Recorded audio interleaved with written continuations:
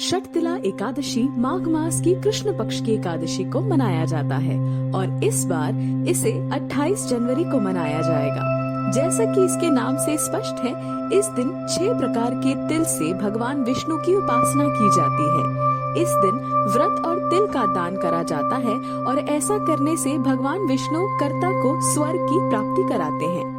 षटतिला व्रत के लिए ये भी मान्यता है कि इसे करने वाला कभी भी गरीब अथवा भूखा नहीं सोता। अनजाने में किए हुए पापों से मुक्ति और मृत्यु के बाद मोक्ष की प्राप्ति के लिए ये व्रत बहुत उपयोगी होता है। इस व्रत को करने वाले को गरीबों एवं ब्राह्मणों को अन्न एवं और वस्तुएं दान करनी चाहिए। ऐसा करने से उनके घर कभी भी धन और ऐश्वर्य की कमी नहीं होगी। इसकी कथा जानने के लिए हमारे YouTube चैनल को देखें। आइए जाने षटतिला व्रत की कथा। नारद मुनि की जिज्ञासु प्रवृत्ति से तो सभी परिचित थे। एक दिन वैकुंठ का भ्रमण करते हुए वो नारायण के पास पहुँचे और उन्हें षटतिला व्रत की कथा जानने की इच्छा करी। नारायण ने स्वच्छ हृदय से प्रेषित इस प्रश्न का उत्तर प्रेम से उन्हें एक कथा के द्वारा समझाया। बहुत समय पूर्व एक गांव में एक महिला रहती थी जो बहुत श्रद्धा और भक्ति से विष्णु जी की पूजा करती थी। उनका आशीर्वाद प्राप्त करने के लिए वो महिला 1 महीने का उपवास तक रखा करती थी। ऐसा करने से उसके सभी पाप क्षीण हो गए थे। उसके उपवास और निष्ठा से प्रसन्न होकर भगवान विष्णु उसके घर ब्राह्मण का वेश धरकर गए।